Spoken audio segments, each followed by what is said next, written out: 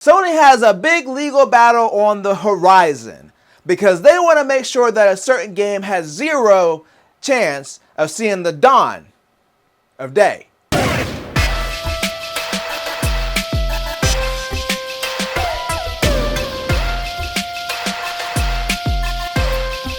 It's Sunday, so let's get sensational. I'm Mike, and I'm back to talk about the gaming news.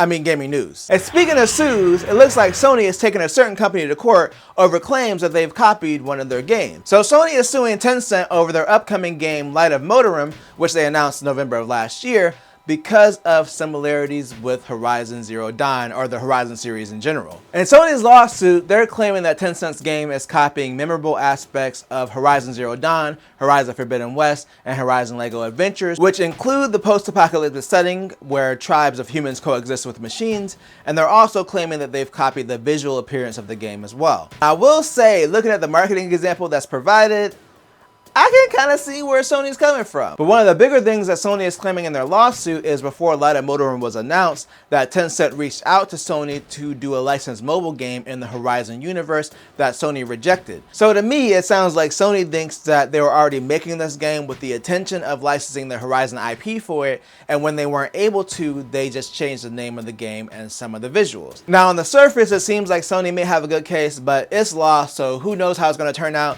But let me know in the comments if you think Tencent was intentionally trying to copy the Horizon series with this upcoming game. But you know what else is on the horizon? Another Xbox game rumored to be coming to PlayStation. So it's no secret at this point that Xbox is basically open to putting anything on PS5, but one of the games they said wasn't coming to PS5, at least when it launched, was Starfield.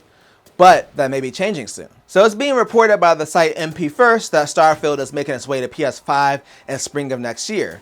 They're reporting that they were originally told it would be in 2025, but Microsoft has decided to wait until the release of the game's second expansion along with some quality of life updates to do the PS5 release. They're claiming the release was changed due to the weak sales of the first expansion, so that would make sense because they would be getting attention by releasing it on PS5, and then on top of that adding new content at the same time. Now this is a rumor from one source from what I could find, so of course it's not guaranteed to happen, but at this point it seems like Microsoft has no problem putting games on PS5, especially after they've been out for a little bit. And like we talked about last week, Forza Horizon 5 has been the best-selling PS5 game since it released, and it came out originally in 2021. So yeah, I could totally see this happening, especially to get that revenue boost. Just like we totally saw Nintendo's price increases coming ahead of time. So a few weeks ago, we talked about Nintendo possibly increasing the price of the Switch 1 in Canada, aka they said they had an upcoming pricing announcement, so what else could it have been? Well, now Nintendo has also announced a price increase for the US for Switch 1 hardware and accessories.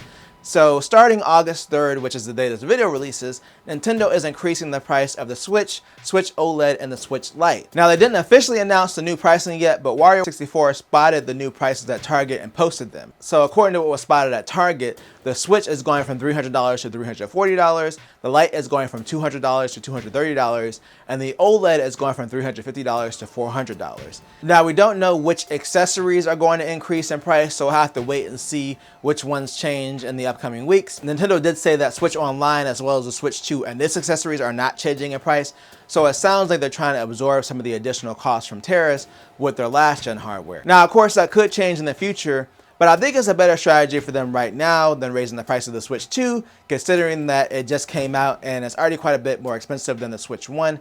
Now, of course, I have to write and record this video before Sunday, so if the prices end up being different than what was originally reported, I'll insert it here. This is an update from the future, and Nintendo has indeed raised the prices, and they were exactly as was stated from the leak. Now, the weird thing is the prices don't seem to have increased at a lot of retailers. Like I checked Best Buy and Target, and their prices were still the same, but Nintendo's site has been updated for the new prices. So the OLED is $400, the regular is $340, and the Lite is $230. Now, they still, for some reason, have the Mario Wonder bundle available for the OLED at $350 directly on their site. So it seems like everyone's confused by the pricing. I'm confused by the pricing. There's a lot of questions that haven't been answered, like why haven't the other retailers updated their pricing? Why am I wearing a bonnet and I have no hair?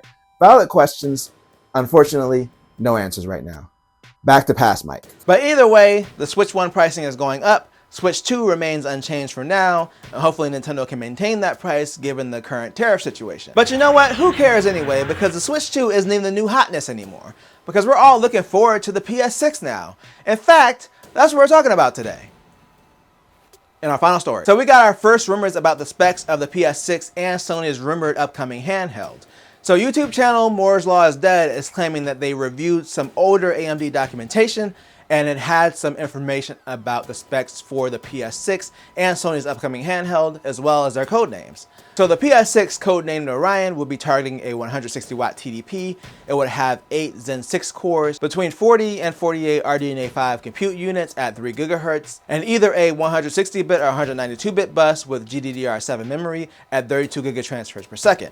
He's estimating it'll have 3 times better raster performance, aka performance without upscaling, than the base PS5, and it's estimated to ship either in mid-2027 or early 2028. Now the handheld, codenamed Canis, is aiming at a 15 watt TDP, so around the same as a Steam Deck.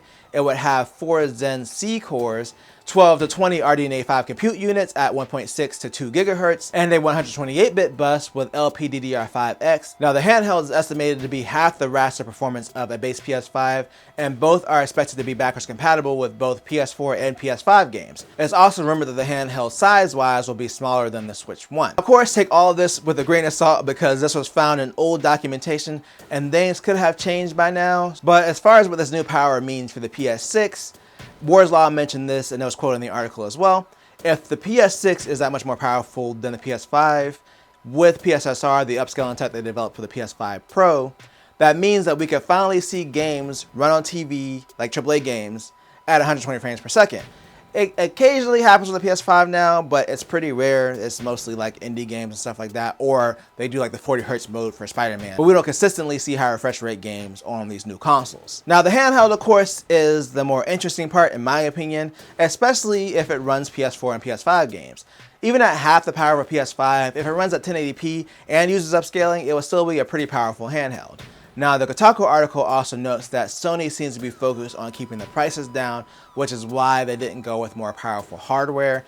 But in my opinion, we are reaching the land of diminishing returns when it comes to graphics, and given the reaction to the PS5 Pro pricing, I think it is a better strategy for them to not go all out and keep the prices reasonable while still offering a decent upgrade. But let me know what you think in the comments overall about the PS6 and the rumored handheld. Do you think that Sony should have gone with something a little bit more powerful, especially for the next gen console?